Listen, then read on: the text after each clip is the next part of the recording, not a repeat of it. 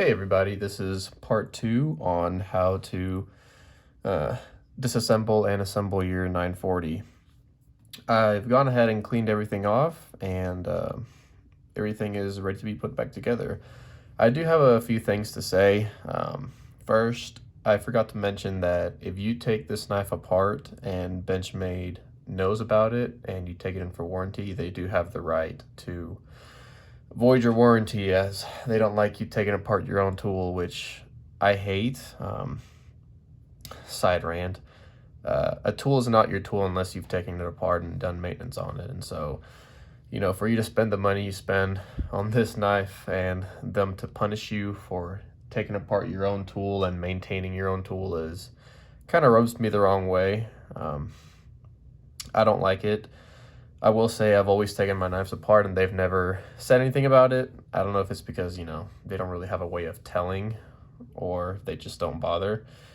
But yeah, I don't like that part of their warranty disclaimer. Also, if you are gonna be doing what I'm doing right now, you might as well learn how to replace your Omega springs, because, you'd have to take the knife apart anyways to do what I'm doing. So we'll get to that part when we get there. To put this knife back together, I do recommend you using some blue thread locker. 242 is what I use, basically some medium strength blue Loctite. And the tools are going to be basically the same. You don't need anything different for assembly. So where do we start? Okay. What I like to do is take your two liners with your make sure you didn't lose your stop pin, and put them together. And you can usually see the washer surface. You can see how there's like a circular wear pattern. That's how you know which orientation to put it in. So you want them both facing towards each other on the inside. Once that's together, this is the part where if you're going to change your Omega springs, you might as well do it here. So say you have your broken Omega spring. Well, all you got to do is take the old one out or the broken one out and simply just put the new one in. Make sure it's in all the way. And do that with the other side. Careful for it not to fly off of you. And make sure whenever you put them together that these little bends, these little hooks right here, are facing in this orientation right here. This is how you want them facing. Now this part's kind of like a trial and error. If you get it wrong the first time, just flip it over. But basically, you want to stick the Omega spring in there, as well as the lock bar. And let's see, did I get it right this time? No, I didn't. See how the springs are basically upside down? So you want to basically take it out and flip it.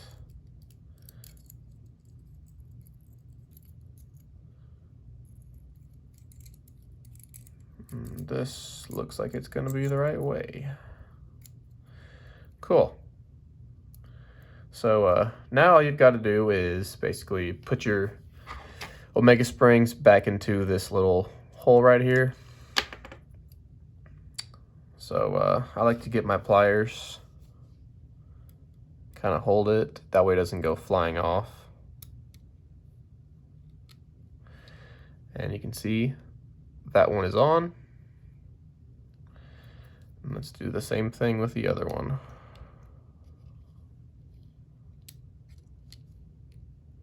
Push it in, make sure it's in all the way. And there you go. Now you've got both your axis Omega springs in. I did forget to get my oil for putting this back together, so let me go grab that real quick.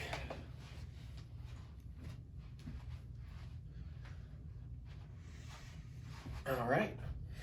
As far as oil, you really don't have to get anything crazy. I just use the oil I use for my firearms. It's just Geisley Go juice.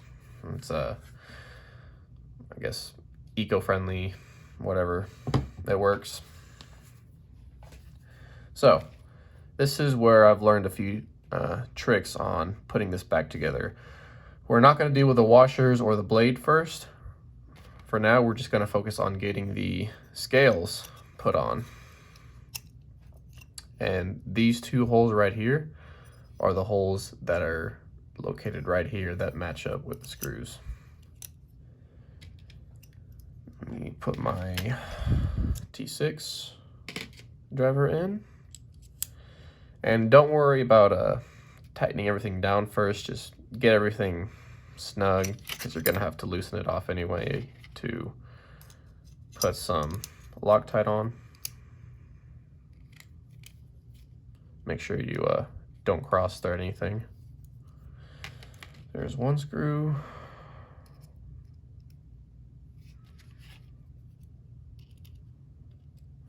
Some dirt in that.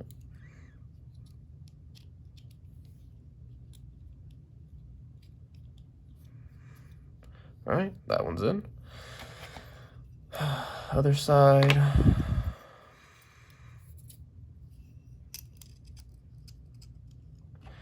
And you see how that liner is kind of pushed this way? That makes it kind of hard to get the screw started. What I found that works is start from the closest side of the pivot first, since it'll generally be not as separated.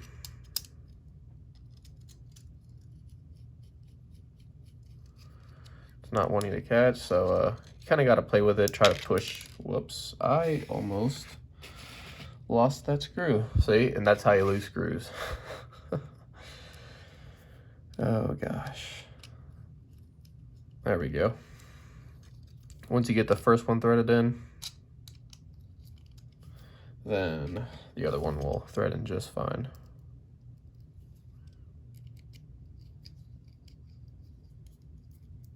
Cool. Next, you're gonna get your backspacer, and this little hook kind of deal will go towards the butt side of the knife.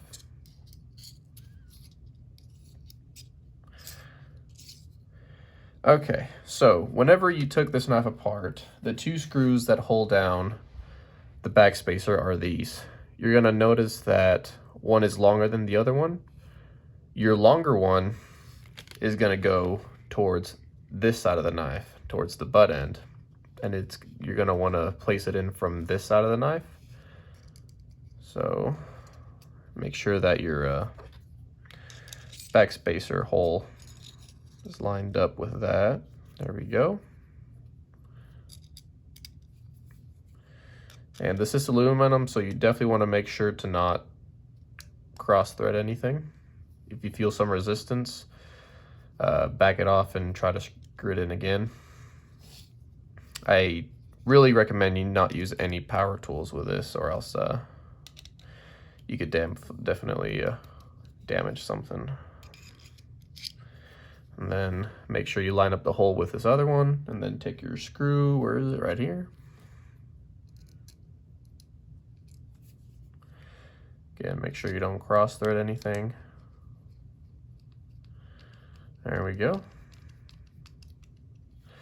So basically you have your knife assembled without a blade on it. So you can see, make sure your access bar works. It all works fine. And remember, we're not focusing on tightening anything down. Okay, now for the fun part. I like to get a little bit of oil and get a Q-tip. Makes it easier to apply the oil. And I like to put some around the pivot.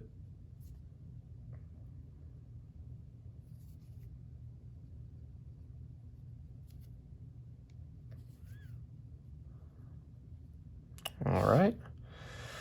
And also a little quick tip, make sure you clean this off with some alcohol and some Q-tips. Just kind of squeeze the Q-tip and screw it in there, because let's see, I think I already threw it away, but you will be amazed the amount of oil and crud that comes out of this hole, and Loctite doesn't like to stick to surfaces that have oil in it. So just a quick tip. Now, you're gonna wanna stick, let me see, which way does it go? Okay. We're gonna start with the right side of the knife. You can tell this has a D-shaped shape to it. So we're gonna put the flat side of this bar or this pivot downwards. You can see in there that little flat spot. So the flat spot going down, and you can see it's starting to poke out through there. Now, set this down. And let me see something real quick. Okay. So, get a little bit of oil. This is the trick, is putting a little bit of oil on these washers, not only for lubrication, but it also helps it stick to the liner itself. That way it's not going everywhere. So, the orientation of this really doesn't matter. What you're gonna wanna do is slide, whoops, well that fell out. Slide this washer in. You can use your, wherever my tool went, right here, this to kind of line it up, and then make sure it's lined up. Then stick your bar, that's probably gonna fall out, back in. So the trick is, stick this in to where it's flush with that washer. That way, whenever you put the blade in, it's not going to be pushing the washer out of alignment. That's basically what I learned through doing this a lot of times. Before I do that, let me put some oil on this washer race right here. You really don't need a lot of oil, just a little bit is going to do you just fine. If you put a lot of oil, it's just going to squeeze out and go in nooks and crannies. So with your bar sitting flush, it's sticking out a little bit too much there. There we go. Pull back on the axis bar, stick it in, and line it up with the hole, and then just push your pivot in. Now, don't push it in all the way. Just push it in enough to where it's going to hold the blade in place. Now, you get your other washer, put some oil on it.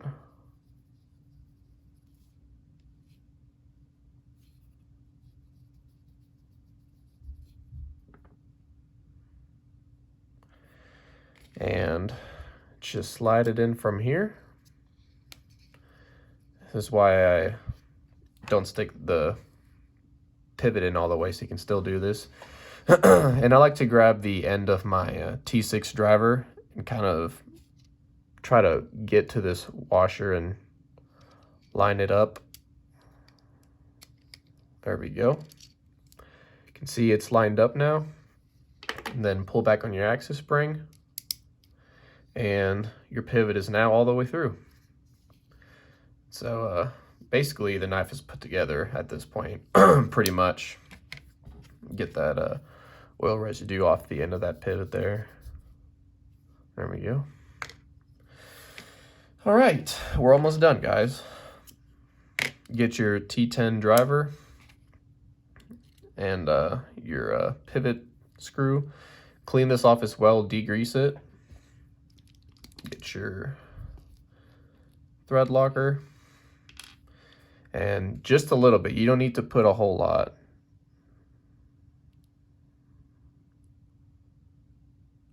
There we go. Clean that little drop off. All right, so that much will do just fine. It's honestly a little too much. Let me take some off. There we go. And just screw it in. I like to tighten it down all the way and then back it off just to make sure everything's compressed. Now, this is just personal preference. What I like to do is I like to loosen all the screws off. Whoops.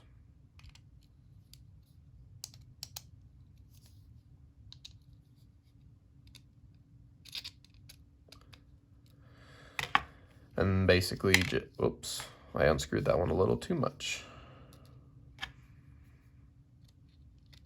These things are so short.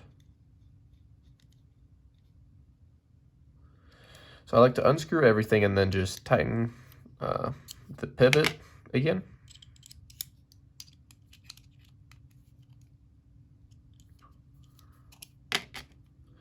And then go ahead and tighten everything down. Now be careful with these little screws. You don't need to, you know, white knuckle these things. Just get them snug.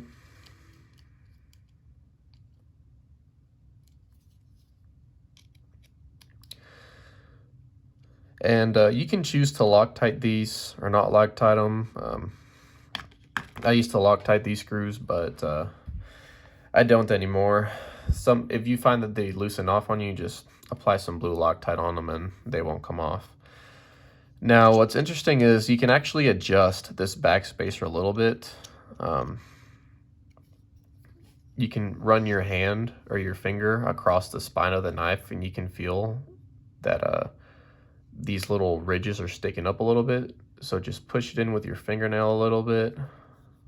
And there we go.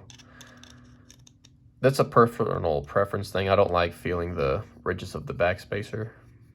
So that one's nice. And this one's sticking up a little bit. So push it in. A little bit more. There we go. Beautiful. Finish tightening these down. Okay. Switch over to your T10, and then this is basically where you kind of choose how loose or how, let me go ahead and take this tape off since we don't need it anymore. I say that and then I'm gonna cut myself.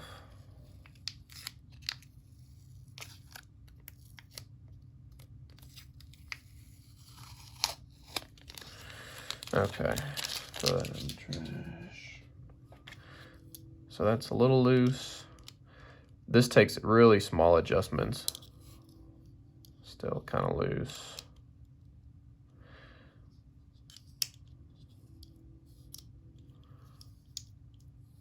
All right.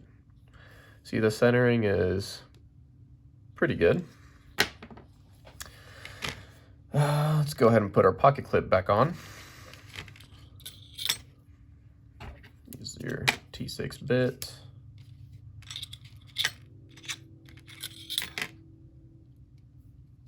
I like to just get one screw started, that way it doesn't slide everywhere. Also be careful with these, you are screwing into aluminum, so try not to cross thread these. And don't tighten the screws down all the way because you do have to adjust the pocket clip a little bit. I'll show you how I do that.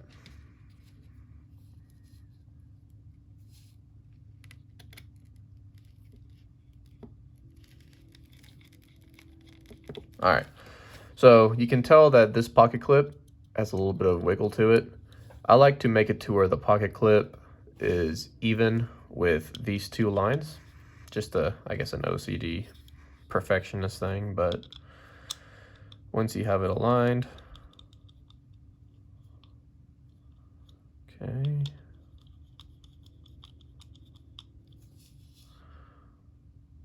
It looks pretty good there.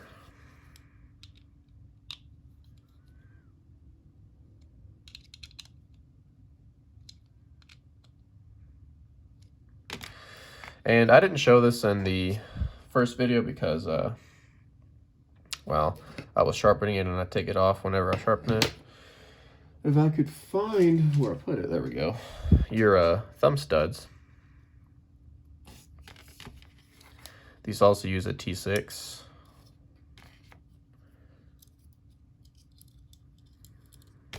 It's pretty simple to put on, doesn't matter which way you put it on. And this I have never Loctited, I just tighten it down, and I've never had an issue with these coming off. But, I guess I got a little bit of dirt there I gotta clean off. But other than that, this knife is clean, put back together, and it's ready to go another 6 months without sharpening or cleaning. I used to be pretty religious about sharpening my knives all the time, but I got so much stuff to do that I try to put it off as long as I can. But that's all there is to it. Not very hard at all, just got to be patient with it. And I found that you might have to readjust the pivot once you've used the knife for a little bit. Kind of, not breaks in, but everything kind of gets settled in. Let's see, side-to-side play. Nope. And centering is pretty good for a 940. But yeah, guys, that's a quick tutorial on how to disassemble and assemble your Benchmade 940. Thank you for watching.